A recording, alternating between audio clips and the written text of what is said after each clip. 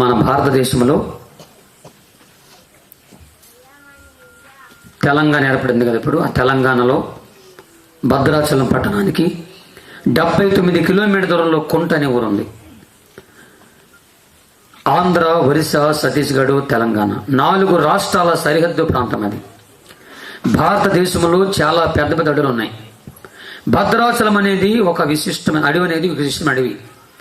ఈ అడవిలో ఎన్నో వింతలు, ఎంతో భయంకర పరిస్థితులు, 18 రకాల అడవి మనుషులు నివసిస్తారు. భారతదేశంలో చాలా అడవులు ఉన్నాయి. ఆ అడవుల్లో 1-2 జాతులు తప్ప ఎక్కువ జాతులు ఉండరు, తెగలు. కానీ భద్రాచలం అడవిలో మాత్రమే 18 రకాల అడవి జాతులు ఉంటారు, రకాల జాతులు. వాళ్ళలో అనేక ఆచారాలు, సాంప్రదాయాలు జీవిస్తారు. ఈనాటికి మనుషులు తినే మనుషులు అక్కడ ఉన్నారు. కొన్ని వందల సంవత్సరాల క్రితం బంగాళాఖాతంలో ఒక తుఫానులో ఒక వాడ చిక్కుకొని, ఆఫ్రికన్ వాడ పగిలిపోయి దాంట్లో కొంత చచ్చిపోయారు. కొంతమంది ఆ ప్రాంతంలో చేరుకున్నారు, ఆఫ్రికన్ నీగ్రో జాతి. ఇప్పటికీ మనుషులు తినే మనుషులు ఒక జాతి అక్కడ ఉంది.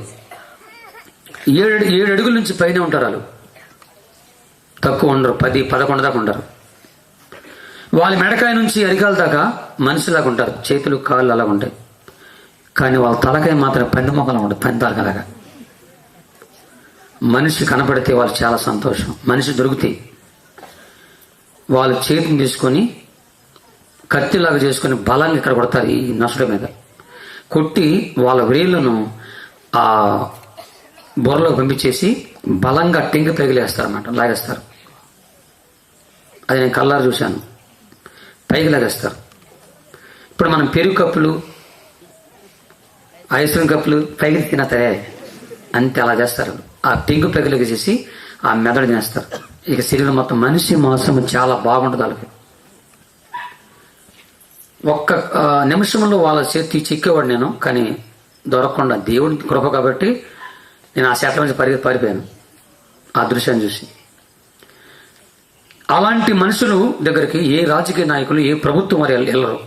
ఒకవేళ ప్రభుత్వం వారు వెళ్ళి, రాజకీయ నాయకులు వెళ్ళి, మా నరమాంస పక్షులారా రండిరా, మా పార్టీ ఓటు గుర్తెత్తక రండి అన్నారు అనుకో, రండిరా వేస్తామని వాళ్ళ టైపులు వాళ్ళేస్తారు. ప్రభుత్వానికి కూడా అంతు చిక్కని జాతులు ఈ ప్రపంచంలో చాలా ఉన్నాయి.